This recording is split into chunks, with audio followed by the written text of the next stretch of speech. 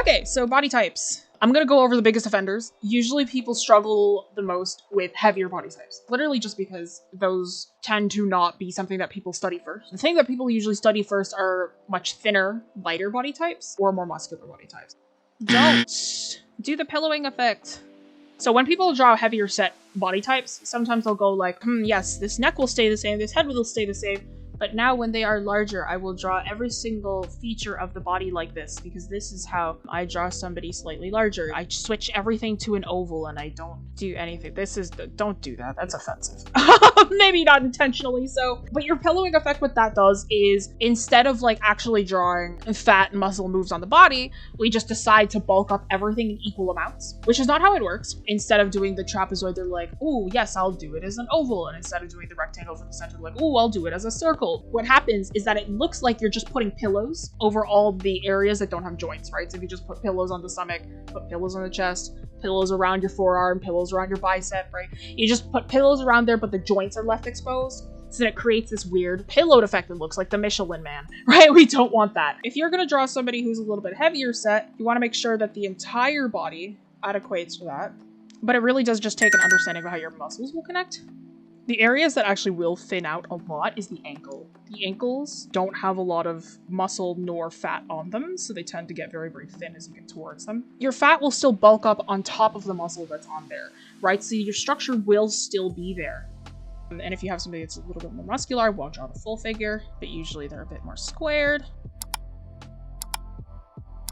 Right, so don't do the pillowing effect. Make sure that you're linking the bodies together. So they're not stacked, they're linked. If you look at like the anatomy of an arm, you'll notice that the arm anatomy very much links like this, right? It's very much like a chain link. You'll see this a lot with doll artists and how they make their body parts, right? So it links together like a chain. You want to make sure that you're incorporating that. You're not stacking different shapes on top of each other, you're linking them.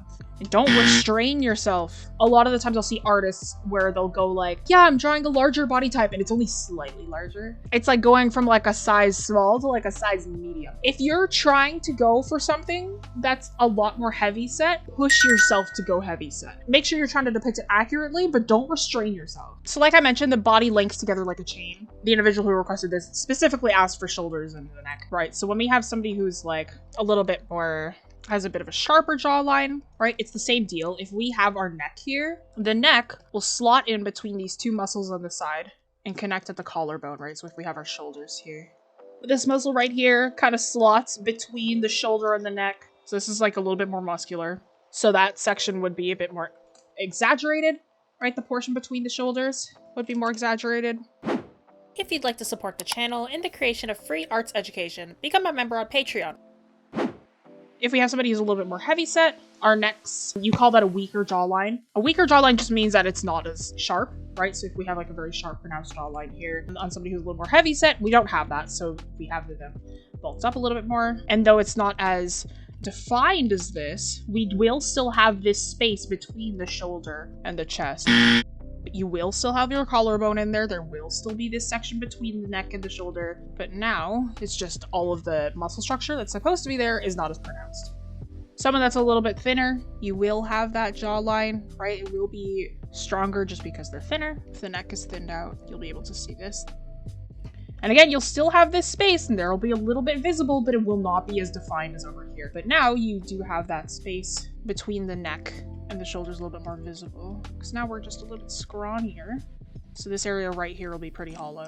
Right, so don't forget that space between the shoulder and the neck. That's an area that just tends to get forgotten a lot. If you liked what you saw, be sure to hit that like button and subscribe so you never miss an upload.